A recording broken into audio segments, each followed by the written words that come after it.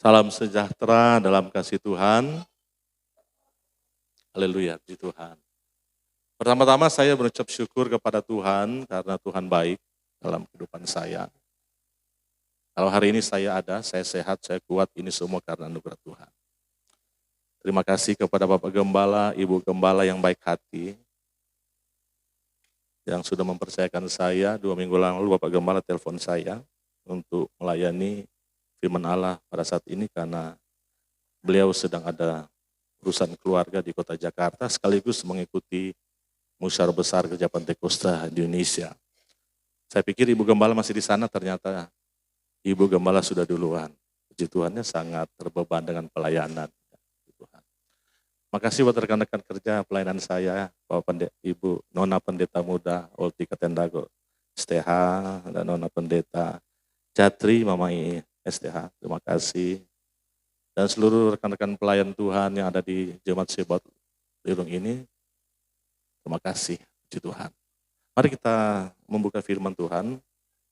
Saudara-saudara, bahwa kekristenan itu yang kita jalani itu adalah kekristenan yang penuh dengan proses. Ya. Dalam kekristenan itu tidak dikenal instan, saudara. Allah kita itu, Allah yang saya sembah, saudara dan saya sembah, Allah kita itu bukanlah Allah yang instan. Ya. Walaupun terkadang Tuhan itu bekerja juga dalam situasi dan kondisi tertentu sesuai dengan kemauannya Tuhan, sesuai kehendaknya. Dia dapat bekerja, terkadang tidak instan. Ya. Tetapi bagi orang percaya, bagi saudara dan saya, kita diizinkan Tuhan untuk melalui apa yang dinamai proses Tuhan. Jangan lihat hasilnya dulu, saudara. Dalam hidup ini kalau kita mengalami pergumulan, tantangan, saudara, nikmatilah proses yang Tuhan izinkan terjadi dalam kehidupan kita. Ya, Kak Taufik katakan bahwa nikmati kesenangan di dalam Tuhan, walaupun itu dalam proses. Haleluya. Oleh sebab itu, saudara-saudara, pengalaman rohani seseorang, sehebat apapun itu tidak bisa dijadikan dasar bahwa orang itu akan kuat, berdiri di atasnya. Sekali lagi, pengalaman hebat orang dalam Tuhan sekalipun, itu tidak bisa jadi dasar bahwa dia akan berdiri kuat di atasnya. Sudah ingat ketika Petrus, ya, di mana ada Yesus, di situ ada Petrus. 3,5 tahun dia berguru sama Yesus. Ya, dia kuliah dengan Yesus. Ya. Dia belajar dengan Yesus, tidur dengan Yesus, makan dengan Yesus. 3,5 tahun, saudara-saudara, bukanlah waktu yang pendek. Ya. Saudara, kalau dia kuliah itu dia sudah gelar sarjana. Apalagi ini belajar dengan guru besar Yesus Kristus. Ya. Tetapi saudara-saudara tahu bahwa ketika Yesus akan disalibkan di sidang, apa yang dilakukan oleh Petrus? Alkitab berkata Petrus itu menyangkal Yesus sampai 3 kali. Bahkan Yesus berkata, sebelum ayam berkok engkau telah menyangkali aku 3 kali. Bahkan hanya sekelas anak kecil sekalipun dia takut dengan dirinya sendiri. Ya, dia hilang kepercayaan dirinya sendiri. Kenapa? Saudara-saudara. Padahal kan dia itu punya pengalaman pribadi dengan Tuhan. Dia punya pengalaman yang hebat, saudara. Dia saksikan sendiri bagaimana Yesus menyembuhkan orang sakit, membangkitkan orang mati. Dia lihat. Bahkan dia pernah mendemonstrasikan kuasa Tuhan. Apa itu bukan pengalaman rohani, saudara? Tapi ini yang menjadi suatu pertanyaan buat gereja Tuhan, buat saudara dan saya, tantangan terbesar dalam kehidupan saudara dan saya.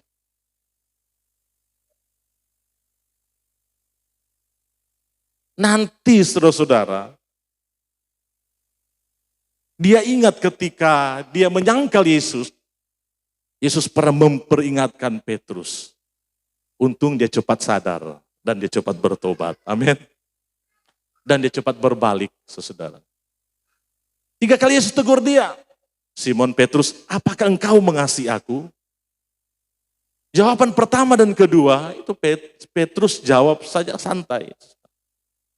Nanti ketiga dia jawab, benar guru, aku benar-benar mengasihimu. Itu baru terbuka pikirannya. Dia ingat 3 kali dia menyangkal Yesus. Maka tersungkurlah Petrus, dia menangis dengan terseduh-seduh. Haleluya. Dia mau bangkit kembali. Amin. Dia mau pulih kembali, saudara-saudara. Saudara-saudara mengiring Tuhan, tidak usah lihat orang punya kekurangan. Amin. Tidak usah orang jadi penghakim. Menjudge seseorang sepertinya kita lebih hebat dari orang lain. Haleluya. Maaf bicara, saudara-saudara, itu tai mata di seberang sana, orang dapat lihat. Tapi tai sapi di depan kita, orang dapat lihat. Orang terlalu banyak melihat, menjudge seseorang. Sepertinya orang itu sudah tidak layak. Saya mau katakan kepada saudara, haleluya. Untuk itulah Tuhan datang kepada kita, pada orang-orang berdosa karena dia mengasihi kita. Untuk kita maju, mari kita fokus kepada Tuhan. Haleluya. Tidak usah lihat kekurangan orang lain. Karena kita semua pernah jatuh. Saya juga pernah jatuh cinta. Haleluya, puji Tuhan saudara. Jadi Wasmi ini berkata begini, ini rasul dari Cina, saudara. Dia bilang begini, saudara-saudara. Boleh saya pakai kacamata? Terima kasih ya buat saudara-saudara yang kasih kacamata. Ya. Saya paling alergi pakai kacamata, saudara-saudara. Kenapa? Karena saya tidak mau kelihatan tua. Tapi saudara Tati bilang, Kak Michael, so enggak dapat baca. Hanya Anda masih dapat baca. Sombong lihat saudara-saudara. Ya. Ternyata betul loh saudara-saudara. Saya tidak bisa baca dan puji Tuhan ada kacamata dari saudara Tati yang membuat huruf ini jadi besar. Jadi kacamata baca saudara-saudara ya. Ya ini Wasmi berkata begini saudara. Tanda seorang Kristen yang sejati bahwa dia merupakan seorang yang tetap berdiri manakala yang lain-lain mulai jatuh berguguran. Tanda orang yang dipenuhi dengan Roh Kudus, dibaptis oleh Roh Kudus, adalah ketika dia mampu berdiri, ketika yang lain-lain mulai jatuh berguguran. Karena apa? Karena tekanan, karena kekecewaan, karena keadaan yang tidak berpengharapan. Haleluya. Jadi orang yang mampu berdiri, orang yang mampu tegak berdiri di tengah tekanan, di tengah himpitan, saudara, adalah orang-orang yang kuat, yang mampu menerima apa yang Tuhan izinkan terjadi dalam kehidupannya, dan yang mampu menghadapi dengan hati yang tegar, dengan terus fokus kepada Tuhan. Haleluya. Untuk itu, saudara-saudara, saya rindu kita membaca firman Tuhan di dalam kitab Yohanes pasal 2,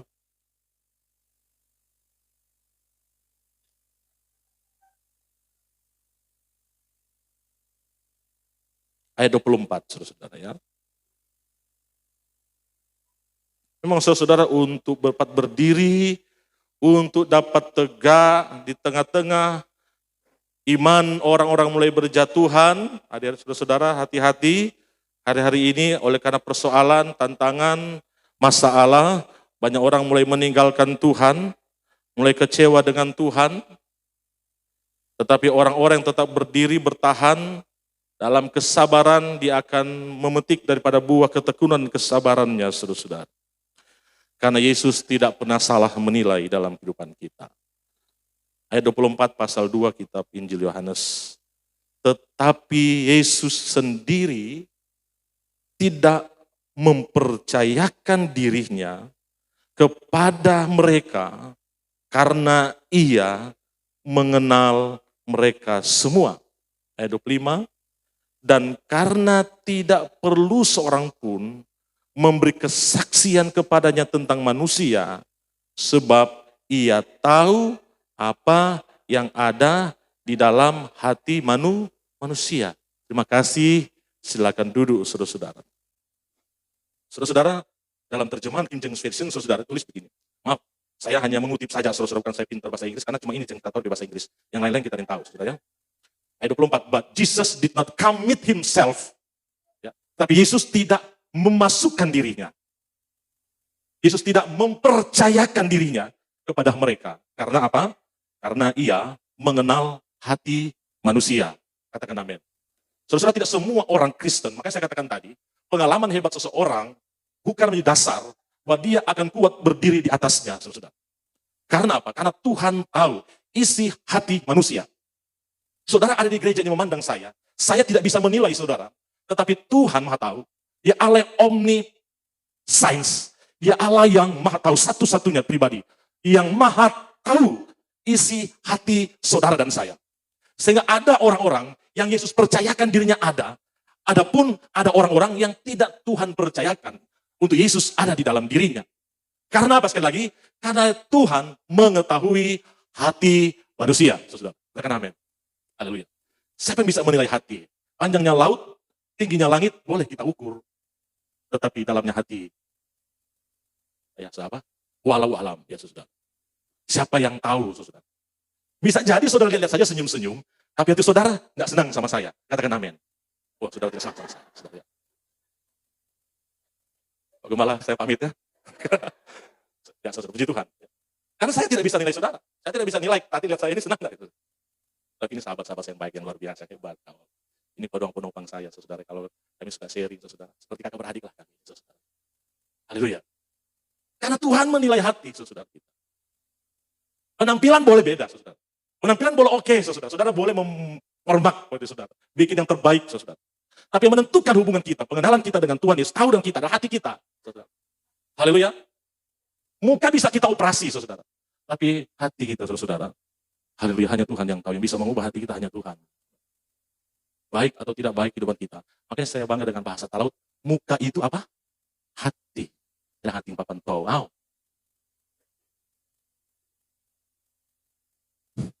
Itu hebat ini bahasa Talaut. Keren lah. Hati papan tahu. Maksudnya sama di muka. Hati, saudara. Luar biasa Tuhan itu. Amin. Haleluya. Makanya muka itu tidak bisa disembunyikan. Kalau saudara muka biasa kita tahu ini hati yang bagus ini. Tapi kau cari di muka bagus Pak kita. Hati bagus. Makanya ada kekristenan yang original, ada Kristen yang bajakan, saudara. Orang Kristen yang sejati, haleluya, akan kelihatan ketika dia menghadapi masalah. Amin. Orang Kristen yang sejati, jangan lihat ketika dia WL di atas ini, saudara. Jangan lihat dia lagi main musik, keren-keren dulu, ya, saya buat musik, buat memang. Saya nggak ada lawan. Kalau saya di Monas Selatan, malu saya kalau lihat. Tapi ya begitulah. Saya berusaha supaya musik saya juga melebihi dari saya bawa biru. Saudara ketahui ya? Itu ini ada maksud ini. Tahu selesai atau tahu memuji? Betul ini saudara. Di mana ada kemauan di situ ada niat. Betul saudara. Saya punya obsesi saya harus lebih dari saya bawa biru. Katakan amin. Kalau saya bawa biru bukan angka-angka sesuatu Anda saudara ya. Kalau mau masuk ke sound system semua, bulu nyawa gak berdiri semua. Haleluya. Apalagi main musik keren-keren yang singers juga cantik-cantik di permaks begitu. Tapi saya mau katakan kepada saudara bahwa haleluya. Saudara dan saya harus memahami bahwa kita harus paham, kita harus buka wawasan kita bahwa ini satu bentuk perjuangan kita. Bahwa ini satu tantangan buat saya dan saya bahwa nama yang tercatat dalam administrasi registrasi gereja belum tentu nama kita tercatat di sorga. Haleluya. Ini tantangan saudara-saudara buat kita. Sehingga ketika murid-murid Yesus datang kepada Yesus dan orang bangga sudah mengusir setan. Apa Yesus bilang? Jangan bangga karena apa? Engkau bisa mengusir setan. Saya sudah 5 kali usir setan. Setan betul saudara. Bukan setan jadi-jadian. Betul. Bukan setan orang bercermin, orang lagi marah, itu setan. Itu memang itu setan saudara. Tapi saya betul-betul usir setan. 5 kali di desa Morsil 2. Terakhir saya dipanggil untuk mengusir setan di belakang rumah saya. Saya lagi tidur dibangunin oleh salah satu pendeta Germita, saudara, istrinya. Tok-tok, malam. Ini orangnya kontak. Sejam 2 kita tahu kita domba ini, bukan tapi domba suara ini. Gembala mengerti tahu suara domba. Ini dombing ini. Bukan domba kambing ini. Malam. Kita apa aja? Sesidik sobat adiam, pura-pura tidur. Sejam 12 saudara. Saya ingat waktu di Tanjung Merah, waktu saya di Bitung. Ada orang ada warung di sini kan, hati-hati kalau orang mau jam 2. Malam. Om Mutu nya mau bangun. Teo, Tante Min. Maaf, ini cerita. Dia nak mau buka. Jam 2. Dia bilang ini, lantar tak lempar tuh rumah. Ada sore, coba kena lempar. Dia bilang, bangun kan nyanda. Ya bang Ana. Mau beli rokok, Mutu. Berapa bungkus? 1 batang. Ya ada orang. Bayangkan, jam 2 kasih bangun mau beli rokok 1 batang. Tapi di kantoran, nanya rokok di sini. Haleluya. Lalu, saya bangun, kenapa? Saya lihat, kenapa ibu? Tolong, Pak Pendeta Gembala, di belakang lagi kerasukan. Kenapa? Lagi berdoa, lalu orang masuk kerasukan. Lalu kita minta usir setan. Ibu, malah kita malas, saudara. Karena 4 kali kita harus setan, saudara. Orang sudah lihat kita beberapa di jalan. Pertama kita bangun jam 2, kita usir lari itu setan. Terakhir, ada orang kita cuma pagi-pagi, kita cuma spesialis usir setan, saudara. Kita ini mau, kita suka orang datang. Yang cuma cari itu mujizat, cari Tuhan. Memang kita orang yang sabar juga, mestinya berdoa sebenarnya kita. Janganlah kita. Dia itu setan, usir setan. Pendeta minta tolong, sudah Jo, ada sabar di situ. Ada bilang, setan mau lari. Kalau nyampe dia lari sendiri Jo. Saya tidak pikir saudara. Kita dengar itu akhirnya setan lari sendiri. Kalahkan dia. Jadi saudara, jangan kita bersuka cita karena kita bisa mengusir setan, ya. Tapi berbahagialah kalau nama kita tercatat di surga. Iblis gemetar. Di surga nanti ada buletin besar yang nama-nama saudara di sana. Amin. Nama Jatri Mamani Oltika Tenda Baris. Maka jangan rubah nama, ya. Jangan rubah nama saudara. Haleluya. Jangan mau cari nama keren, ini nama kampungan, nama itu kita masih nama begini kita, nama terjemahan lama. So mincele kon MINTJE.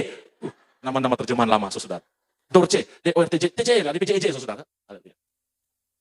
Dia ganti nama supaya lebih keren, Kak.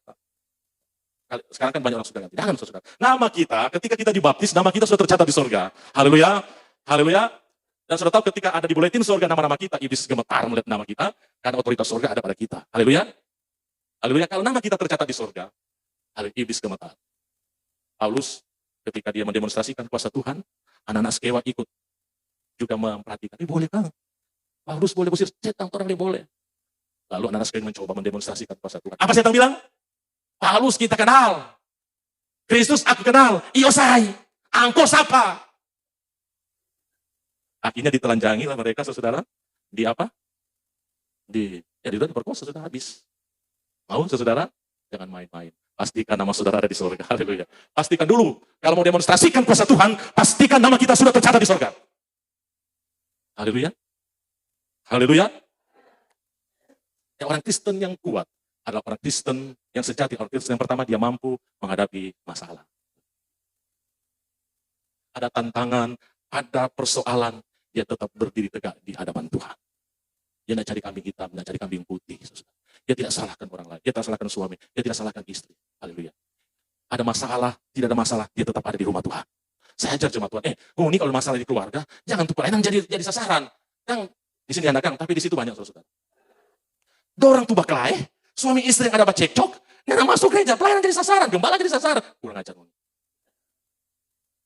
Berdewasalah kita berpikir dalam Tuhan. Amin. Ini dunia, lagu tadi bagus sekali. Oh, lihatlah tanda sama. Tuhan datang di atas awan. Hebat, saudara. Apalagi di Ukraina ada yang Rusia, sunya mau berhenti. Enggak goreng, sunya turun. Saudara. Apalagi. Omikron lagi masih ada, saudara. Saya Omikron. Bersyukur. Karena saya sudah dapat, tapi saya tidak dites. Saudara sudah dapat semua. Jangan berdusta. Cuma saudaranya tidak ada tes. Coba kalau saudara tes, paling saudara positif semua. Betul, saudara. Haleluya. Malah ternyata orang imun kuat. Tuhan kita, amin. Baik, haleluya. Haleluya. Berdiri kokoh, berdiri kuat. Walaupun orang lain jatuh, walaupun orang tinggalkan Tuhan, walaupun tantangan datang, walaupun persoalan, mujizat Tuhan masih ada. Haleluya. Mujizat Tuhan tidak pernah berubah di depan saudara. Haleluya. Itu orang Kristen yang sejati, saudara. Memang terkadang Tuhan bawa kita seperti induk Raja Wali, saudara. Haleluya. Induk Raja Wali, saudara, dia menetas, dia bawa tinggi-tinggi itu DP telur untuk ditetaskan. Dia bawa paling tinggi, saudara. Enak. Ketika dia menetas, tidak ganggu, jauh dari musuh, saudara. Jauh dari serangan musuh. Jadi anak induk ayam ini, induk Raja Wali ini, tenang. Tiap hari dikasih makan, tiap hari dikasih makan. Enak, tenang, saudara. Tapi ada satu saat, induk Raja Wali harus melepaskan anaknya. Jauh tinggi, dilepaskan ke atas, saudara. Supaya apa? Mengajar anak-anak Raja itu mengepakkan sayapnya. Ketika dia jauh, jatuh tinggi, saudara. Dia bilang, mama kurang ajar, mama ini tahu diri, mama pokoknya mama semua. Saya ingat saudara sebuah cerita, satu keluarga, suami, istri, dan 3 anaknya. Lalu tiba-tiba di hotel mereka menginap terjadi kebakaran hotel. Dan saking besarnya kebakaran ini, mereka ada di lantai paling atas menunggu pertolongan dari helikopter. Maka yang didahului tolong itu adalah anak-anak. Anak-anak. Yang kedua, saudara-saudara, orang-orang tua. Tapi yang lucunya, saudara-saudara, karena api semakin besar, maka hanya satu yang bisa ditolong. Maka yang heran, itu lebih dulu yang ada balompa di helikopter. Lalu helikopter mulai pergi, lalu istrinya dari jauh mulai berteriak, tidak kedengaran apa isinya. Kira-kira itu ibu ada berteriak apa itu, saudara? Coba, saudara. Berajar anak. Apalagi? Habis sopa manis dibuang. Apalagi, saudara? Habis manis sopa dibuang. Apalagi, saudara? Segala bentuk cacian disampaikan. Tetapi waktu berjalan, ayah ini menyekolahkan anaknya dengan kesabaran dan mulai berhasil. Satu mulai dari luar negeri, satu di perusahaan besar, dan satu sementara kuliah. Lalu tiba-tiba mendapat satu cari kertas tulisan. Lalu ketahuanlah apa yang disampaikan oleh ibunya kepada suaminya. Anaknya sudah sukses. Saudara. Apa dia bilang? Dia berteriak, dia bilang apa? Tolong jaga anak kita baik-baik. Kenapa? Ternyata ibu ini sudah mengalami sakit kanker stadium 4 dan tidak lama lagi akan mati. Dan orang tahu ternyata betul tindakan daripada sang suami itu. Makanya jangan pandang orang dari luar, saudara. Haleluya. Yang suka nilai orang itu dari luarnya, saudara. Orang terlalu banyak lihat orang vonis orang dari luarnya.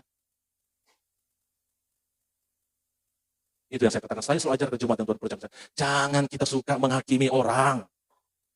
Yang suka menjudge seseorang, dia mau putih, dia mau hitam, itu urusannya dengan Tuhan. Dia mau bersalah, dia mau bikin apa, itu urusannya Tuhan. Tugas kita adalah beribadah sungguh-sungguh kepada Tuhan.